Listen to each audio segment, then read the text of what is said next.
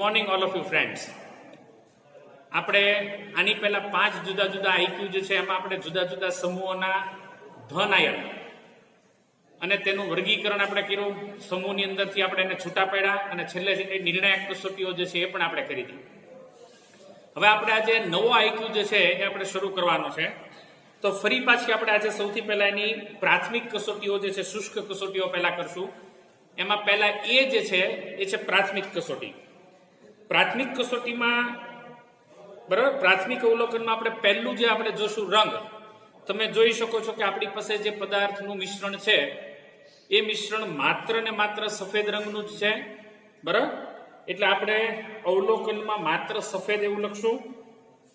અનુમાનની અંદર તમે તમારી પ્રેક્ટિકલ બુકમાં જોઈ શકો છો કે Al3+, Zn2+, calcium 2+, સ્ટ્રોન્શિયમ 2+, barium Na+, K+, NH4+ વગેરેના ક્ષારો જે છે એ એની અંદર હાજર હોઈ શકે. ત્યારબાદ પ્રાથમિક અવલોકનની અંદર આપણે બીજી જે કસોટી જોવાની છે એ છે સ્થિતિ. સ્થિતિની અંદર આપણે પદાર્થ જે છે સ્ફટિકમય છે કે અસ્ફટિકમય એ નક્કી કરવાનું હોય. એટલે એ નક્કી કરવા માટે પદાર્થ જે છે એને આપણે આંગળી વચ્ચે લઈ અને આમ રબ કરવાનો. જો પદાર્થ આપણને ખરબચડો લાગે તો એ પદાર્થ આપણો સ્ફટિકમય હોય, અને આંગળી વચ્ચે આમ રબ કરવાથી જો પદાર્થ આપણને લીસો લાગતો હોય તો આપણો પદાર્થ જે છે અસ્ફટિકમય છે. અત્યારે આ પદાર્થને હું આંગળી વચ્ચે આમ રબ કરું છું તો મને પદાર્થ ખરબચડો જે છે લાગે છે. આથી આપણું અવલોકન જે છે સ્ફટિકમય રહેશે, અને એની અંદર chloride, bromide, iodide, nitrite, nitrate, sulphide, બરાબર, સલ્ફેટ, ફોસ્ફેટ, કાર્બોનેટ વગેરેના ક્ષારો જે છે એ હાજર હોઈ શકે. ત્યાર પછી આપણે જે ત્રીજી કસોટી કરવાની છે એ ત્રીજી કસોટી આપણે દ્રાવ્યતા કસોટી જે છે એ કરવાની છે. બરાબર, તો દ્રાવ્યતા કસોટી માટે હું ફરી પાછો થોડો પદાર્થ લઉં છું. બરાબર, અને પદાર્થની અંદર જે છે હું પાણી નાખું છું. તો તમે જોઈ શકો છો કે આ પદાર્થ જે છે એ પાણીની અંદર સંપૂર્ણપણે દ્રાવ્ય છે. બરાબર, પદાર્થ જે છે પાણીની અંદર સંપૂર્ણપણે દ્રાવ્ય છે. આથી આપણે અવલોકનમાં જે છે પદાર્થ સંપૂર્ણપણે જ્યારે દ્રાવ્ય હોય ત્યારે તમને ખ્યાલ છે તેમ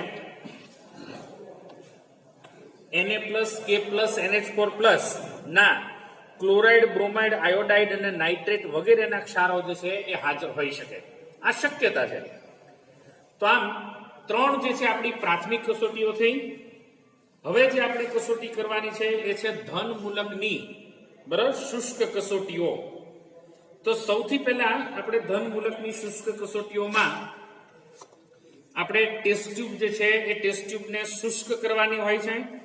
એટલે હું સૌ પ્રથમ આ ટેસ્ટ ટ્યુબ જે છે એને હું આવી રીતે ગરમ કરીને ડ્રાય કરવાની. જો તમે લોકોએ પાણીથી ટેસ્ટ ટ્યુબ ધોઈ હોય તો તમારે આવી રીતે ગરમ કરી અને સંપૂર્ણપણે આ ટેસ્ટ ટ્યુબ જે છે એને પહેલા ડ્રાય કરવાની છે. ત્યારબાદ બરાબર, એ ડ્રાય ટેસ્ટ ટ્યુબની અંદર તમારે થોડો એવો પદાર્થ જે છે લઈ, બરાબર, અને પદાર્થ જે છે એને તમારે ગરમ કરવાનો છે.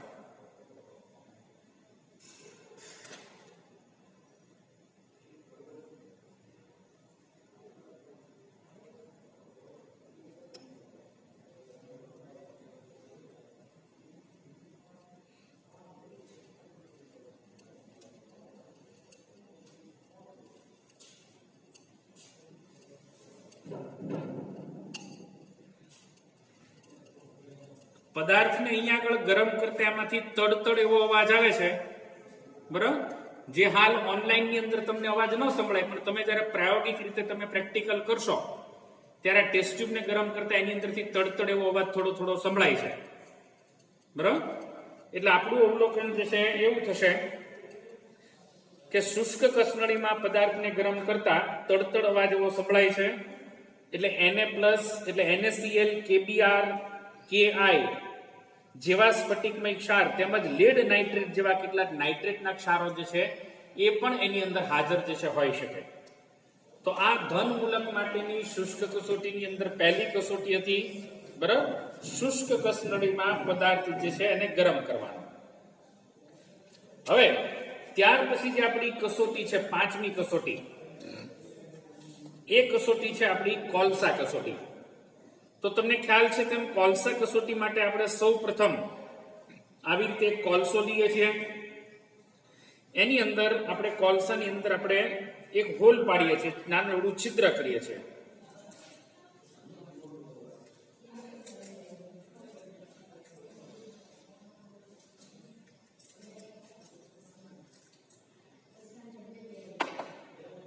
હવે એની અંદર સૌ પ્રથમ જે છે હું એક પાણીનું એક ટીપું મૂકીશ.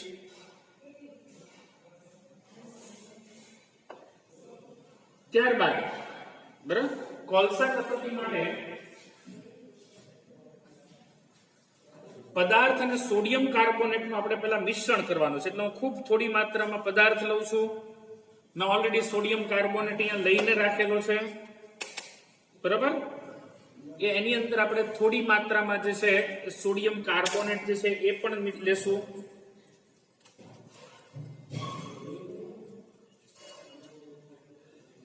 એને આપણે આવી રીતે સારી રીતે પહેલા મિશ્ર કરવાનો છે. સોડિયમ કાર્બોનેટ અને પદાર્થનું આપણે મિશ્રણ લઈ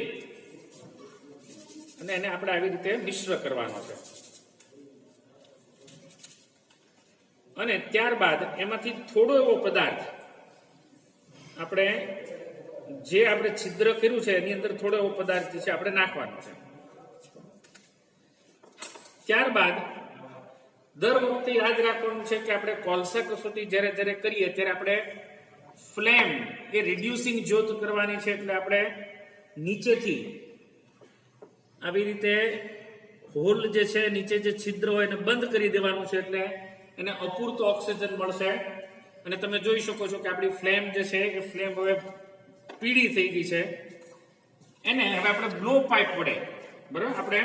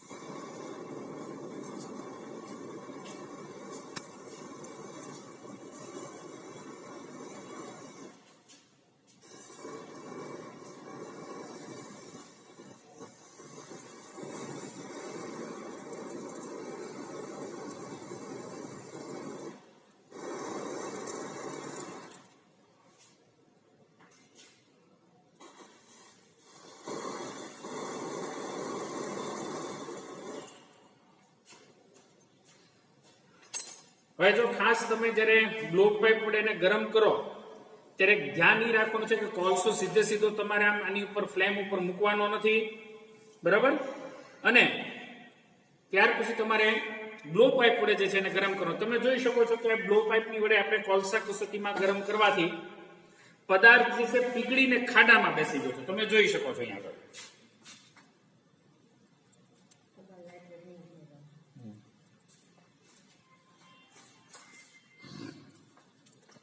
હવે જો આપણને સફેદ અવશેષ જો મળતો હોય તો જ આપણે કોબાલ્ટ નાઇટ્રેટ જે છે એની અંદર ઉમેરવાનું છે. પણ આપણને જે કસોટી છે એમાં પદાર્થ પીગળી અને કોલસાના ખાડામાં બેસી જાય છે એવું અવલોકન મળે છે. આથી આપણે કોબાલ્ટ નાઇટ્રેટ જે છે ઉમેરવાની જરૂર રહેશે નહીં. એટલે આની ઉપરથી આપણે અવલોકન શું કરી શકીએ તો કે પદાર્થ પીગળે અને કોલસાના ખાડામાં બેસી જાય, બરાબર. એટલે Na+ K+ ના ક્ષારો તેમજ કેટલા સ્ફટિક જળયુક્ત ક્ષારો. હવે એનો અર્થ એવો કે સ્ફટિક જળયુક્ત ક્ષારો એટલે શું, તો કે એવા ક્ષારો હોય કે જેની અંદર સ્ફટિકની અંદર સાથે સાથે જે છે એ H2O જોડાયેલો હોય, બરાબર. એવા પ્રકારના સ્ફટિક જળયુક્ત હોય એવા પ્રકારના ક્ષારો જે છે એ પણ એની અંદર હાજર હોઈ શકે. એટલે કોબાલ્ટ કસોટી આપણે કરવાની આવશે નહીં, પણ એની ઉપરથી તમે અનુમાન ચોક્કસ લખી શકો અથવા તો તમે સમજી શકો કે Al3+, ફોસ્ફેટ, Zn2+, મેગ્નેશિયમ 2+, બરાબર, એવા કોઈ પણ પ્રકારના ક્ષારો જે છે હોઈ ન શકે. ત્યાર પછી આપણે જે કસોટી કરવાની છે એ કસોટી છે જ્યોત કસોટી. ખાસ જો આપણે આજે જ્યોત કસોટી કરવાની છે, રંગવિહીન પદાર્થો માટે આપણે જ્યોત કસોટી ખાસ કરવાની હોય, બરાબર. એટલે જ્યોત કસોટી માટે હું ફરી વખત કોબાલ્ટ ગ્લાસ લઈ આવીને તૈયાર રાખીશ. અહીંયા મેં ઓલરેડી કોબાલ્ટ ગ્લાસ રાખી મૂકેલો છે, બરાબર.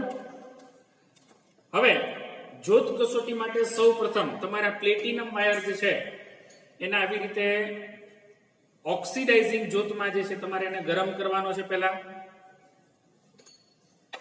બરાબર. પછી HCl માં તમારે આવી રીતે ડુબાડી અને ફરી વખત તમારે આ જ્યોત કસોટીની અંદર તમારે કોઈ વિશિષ્ટ રંગની જ્યોત ન મળે ત્યાં સુધી તમારે પ્લેટિનમ વાયર જે છે એને તમારે ગરમ કરવાનો છે. કોઈ વિશિષ્ટ પ્રકારની જ્યોત આમાં આપણને મળવી જોઈએ નહીં. તમે જોઈ શકો છો કે કોઈ વિશિષ્ટ પ્રકારની જ્યોત જે છે આમાં આપણને મળતી નથી. હવે આપણે જ્યોત કસોટીની અંદર પ્લેટિનમ જે છે, બરાબર, એને તમારી બુકમાં લખ્યું છે સાંદ્ર HCl, પણ તમે મંદ HCl પણ લઈ શકો.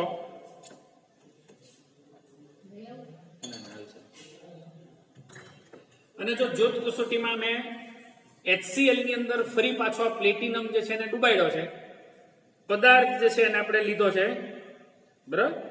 હવે આપણે ફ્લેમની અંદર એને કોન્ટેક્ટમાં લાવશું એટલે આપણને કોઈ વિશિષ્ટ રંગની જ્યોત મળે છે કે નહીં આપણે એ જોવાનું છે.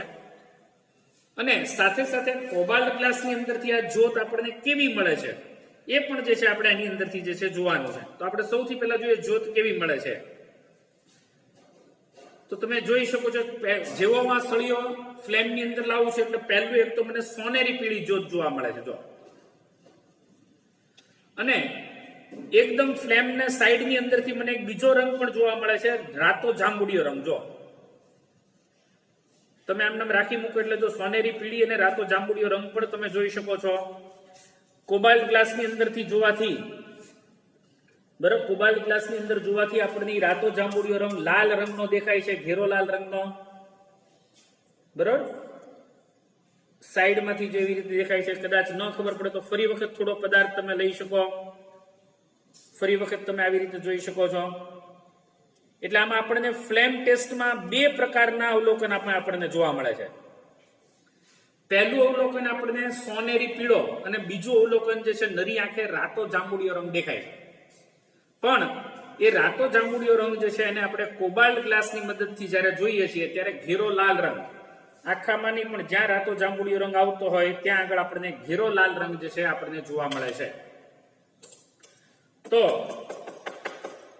જ્યોત કસોટી ઉપરથી આપણે એવું અવલોકન જે છે કરી શકીએ કે સોનેરી પીળો અને રાતો જાંબુડિયો રંગ જોવા મળે એટલે Na+ અને K+ જે છે એના ક્ષારો હાજર હોઈ શકે, બરાબર. રાતો જાંબુડિયો રંગ જે છે કોબાલ્ટ ગ્લાસ વડે જોતા ઘેરો લાલ જોવા મળે છે. એટલે આમાં લખવાનું જેવું નરી આંખે રાતો જાંબુડિયો અને કોબાલ્ટ ગ્લાસ વડે જોતા એનો રંગ આપણને ઘેરો લાલ જેવો જોવા મળે છે. આથી Na+ અને K+ ના ક્ષારો જે છે એ હાજર હોઈ શકે. ત્યાર પછીની કસોટી છે બોરેક્સ મણકા કસોટી. પણ આપણે બ્રેકેટમાં જેવું લખ્યું છે કે માત્ર રંગીન પદાર્થો હોય ત્યારે જ તમારે આ કસોટી જે છે કરવાની હોય છે. હવે કસોટી ભલે તમારે ન કરવાની હોય પણ પરીક્ષામાં અને જર્નલમાં કસોટી લખવાની તમારે ચોક્કસ છે. તો તમારે લખવાનું બોરેક્સ મણકા કસોટી. અવલોકનમાં એવું લખશું આપણે કે માત્ર રંગીન પદાર્થ માટે હોવાથી, બરાબર, કરવાની નથી, તો માત્ર રંગીન પદાર્થ માટે જ હોય. હવે એની ઉપરથી તમે ચોક્કસ અનુમાન પણ લગાડી શકો. હવે અનુમાન કયું? તો કે cobalt 2+, nickel 2+, Cr3+, Mn2+, Fe2+, Fe3+ અને કોપર 2+ જેવા ધન આયનો જે છે એ ગેરહાજર હોઈ શકે. જ્યાં સુધી આપણે શુષ્ક કસોટીઓ કરીએ છીએ ત્યાં સુધી બધામાં આપણે હોઈ શકે એવું જ લખવાનું છે, બરાબર. એટલે બહુ સરળતાથી સમજાય એવી વાત છે કે જ્યારે પદાર્થ આપણો રંગવિહીન હોય ત્યારે જે ધન આયનો રંગીન પદાર્થો આ બનાવતા હોય, બરાબર, એ દરેક પ્રકારના ધન આયનો જે છે એની અંદરથી ગેરહાજર છે એવું તમારે લખવાનું છે. ત્યાર પછીની જે કસોટી કરવાની છે એ એમોનિયમ મૂલક માટેની આપણે કસોટી જે છે કરવાની છે. ફરી પાછું એમાં આપણે પદાર્થ જે છે એ લેશું એની અંદર બરોબર ટેબલ રિએજન્ટ આપણું NaOH જે છે એ ટેબલ રિએજન્ટ NaOH જે છે આપણે ઉમેરશું, બરાબર, અને પછી આપણે એને ગરમ કરશું. એટલે સૌ પ્રથમ આપણે પદાર્થ લીધો,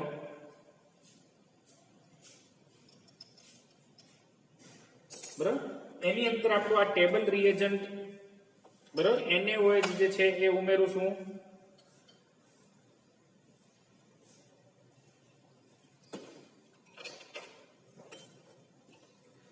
હવે હું એને ગરમ કરીશ.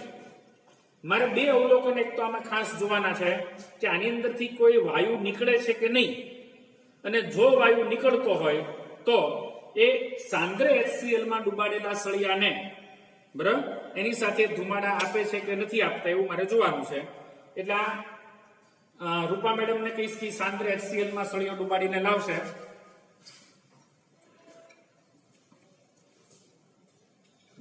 અને મીનવાઇલ આપણે આ પદાર્થ છે એને ગરમ કરશું.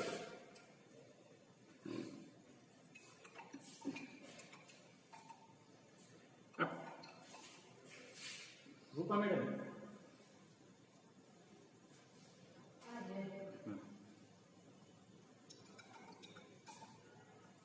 અને એની અંદર બીજી કસોટી પણ છે કે લાલ લિટમસ જે છે એને ભૂરું બનાવે.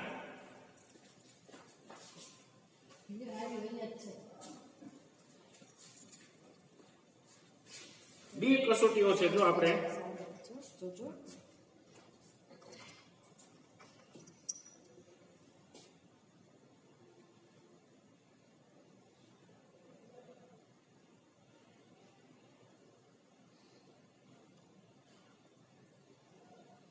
તમે જોઈ શકો છો કે HCl માં ડુબાડેલો સળિયો હું ઉપર રાખું છું તો કોઈ ધુમાડા આપણને જોવા મળતા નથી,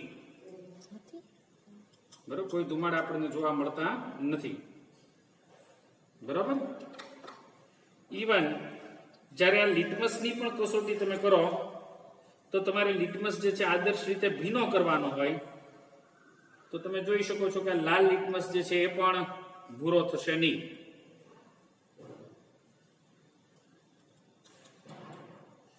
તમે જોઈ શકો છો કે આ લાલ લિટમસ જે છે આપણો એમનેમ રહે છે. આમ આપણે અવલોકન એવું કરીએ કે NH4+ આયન જે છે આપણે ગેરહાજર છે એવું કહેશું. તો અહીંયા આગળ આપણને ધન મૂલકની શુષ્ક કસોટીઓ જે છે આપણે પૂરી કરી, બરાબર. ધન મૂલકની અંદર તમે જોયું કે આપણને Na+ અને K+, બરાબર, એ ધન મૂલક તરીકે હાજર હોઈ શકે એવું આપણને અવલોકન જે છે મેળવ્યું છે. હવે ઋણ મૂલકની શુષ્ક કસોટી માટે હું રૂપા મેડમને કહું કે એ તમને ઋણ મૂલકની શુષ્ક કસોટીઓ જે છે એનું ડેમોન્સ્ટ્રેશન કરશે. Good morning everyone. ઋણ મૂલકની શુષ્ક કસોટી માટે આપણે સૌપ્રથમ પદાર્થ એટલે કે આપણું મિશ્રણ લેશું અને એની અંદર મંદ HCl ઉમેરતા જો સૌપ્રથમ ઉભરા આવે તો કાર્બોનેટ હાજર હોય શકે, કાર્બોનેટ આવે તો ડ્રાય ટેસ્ટ ટ્યુબની અંદર મેં સૌપ્રથમ મિશ્રણ લીધું છે. એની અંદર હું ટેબલ રિએજન્ટ મંદ HCl ઉમેરું છું. જે તમે અહીંયા જોઈ શકો છો કે અહીંયા કોઈ પણ રંગનો અથવા તો રંગવિહીન વાયુ પણ નથી નીકળતો અથવા ઉભરા પણ આવતા નથી. હવે આ મિશ્રણને ગરમ કરતા જો કોઈ રંગીન વાયુ નીકળે અથવા તો રંગવિહીન વાસવાળો વાયુ નીકળે અને આપણને કોઈ પણ આયનની હાજરી મળે છે કે નહીં એની માટે મેં બધા જ પેપર અગાઉથી રેડી રાખ્યા છે. જે મિશ્રણ ગરમ થયા પછી આપણે ટેસ્ટ ટ્યુબની ઉપર રાખીશું. જો કોઈ વાયુ હાજર હશે તો આપણને મળશે. તો આ સૌપ્રથમ મેં ડાયક્રોમેટ પેપર બનાવેલો છે એ હું રાખું છું.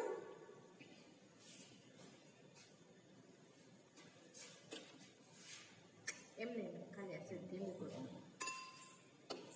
બહુ ફાસ્ટ છે. તો અહીંયા કોઈ રંગીન વાયુ પણ નીકળતો નથી અને ડાયક્રોમેટ પેપર ઉપર અસર પણ કરતો નથી. એ જ રીતે સ્ટાર્ચ આયોડાઇડ પેપર અને ચાલશે સ્ટાર્ચ આયોડાઇડ પેપર અને લેડ એસિટેટ પેપર મેં બનાવેલા છે. બધું લઈ આવીશ. તો આ પેપરમાં પણ કોઈ અસર થતી નથી. તો જે આપણે મંથ HCl વાળી જે ટેસ્ટ જે છે કે એમાં આપણને આ ટેસ્ટ દરમિયાન CO3, NO2, NO3, S-2 અને SO3-2 આવા ઋણ આયનની હાજરી મળી શકે. પણ આમાંથી એક પણ ઋણ આયનની આપણને હાજરી મળતી નથી. એના પછીની નેક્સ્ટ ટેસ્ટ છે કે જેમાં સૌપ્રથમ મિશ્રણ MnO2 અને સાંદ્ર H2SO4 કે આ કસોટી આપણી સ્પેશિયલ હેલાઇડ માટે છે, હેલોજન કમ્પાઉન્ડ ની હાજરી માટેની આ ટેસ્ટ છે. તો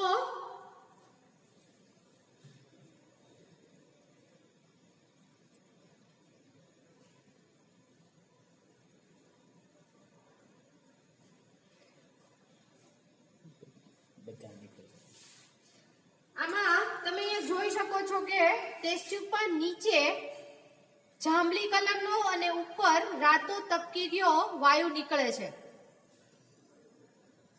જે આવો આપણે અગાઉની એક પણ ટેસ્ટ દરમિયાન આપણને આવી કસોટી મળી નથી. ટૂંકમાં જે સૌપ્રથમ જાંબલી રંગનું જે વાયુ નીકળે છે એ I- આયોડાઇડ આયનની હાજરી, જે બ્રાઉનિશ રેડિશ જેવો જે વાયુ નીકળે છે જે આપણને Br- આયનની હાજરી અને સાથે સાથે તીવ્ર વાસ વાળો રંગવિહીન વાયુ પણ નીકળે છે જે આપણને Cl- ની હાજરીની શક્યતા બતાવે છે. તો આમ આપણને અહીંયા આગળ આ એક જ ટેસ્ટમાં 3 હેલોજન આયનની હાજરી આપણને અહીંયા સૂચવે છે.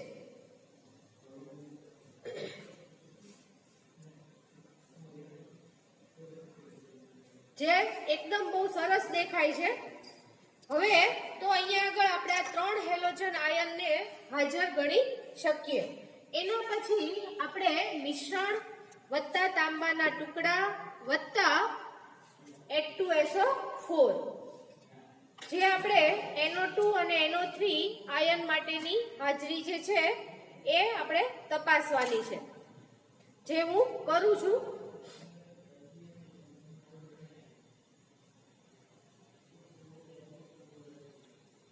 પરંતુ આ કસોટીમાં પણ આપણને અહીંયા સરસ મજાનો જાંબલી અને તપકીરિયો વાયુ નીકળે છે જે ફરીથી હેલોજન આયનની આપણને હાજરી સૂચવે છે. એના પછી આપણે મોલિબ્લેડમ વાળી કસોટી કરીએ.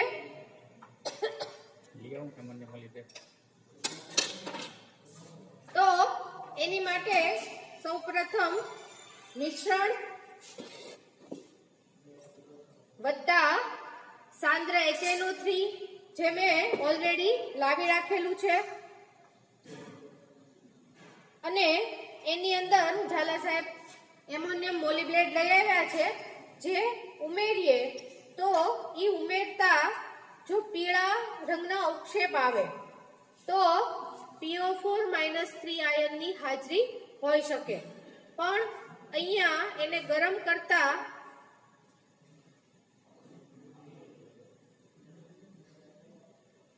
પણ PO4-3 આયનની હાજરી આપણને દેખાતી નથી.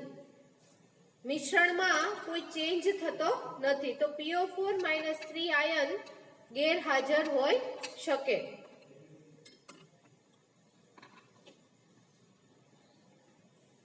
લાસ્ટ ટેસ્ટ જે આપણે મિશ્રણ વત્તા નિસ્યંદિત પાણી અને એની અંદર BaCl2 ઉમેરતા જો સફેદ અવક્ષેપ આવે તો SO4-2 આયન હાજર હોઈ શકે. તો સૌપ્રથમ આપણે મિશ્રણને પહેલા નિસ્યંદિત પાણીમાં સરખું ઓગાળી લઈએ. અને એની અંદર આપણે BaCl2 ઉમેરીએ.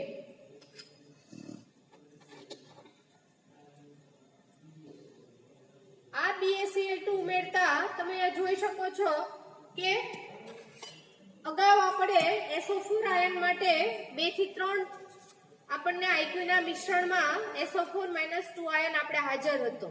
તો BaCl2 ઉમેરતા જ સફેદ રંગના અવક્ષેપ આવતા હતા, પણ અહીંયા આપણા દ્રાવણમાં કોઈ ચેન્જીસ થતો નથી, જે આપણને SO4 - 2 આયનની ગેરહાજરી સૂચવે છે.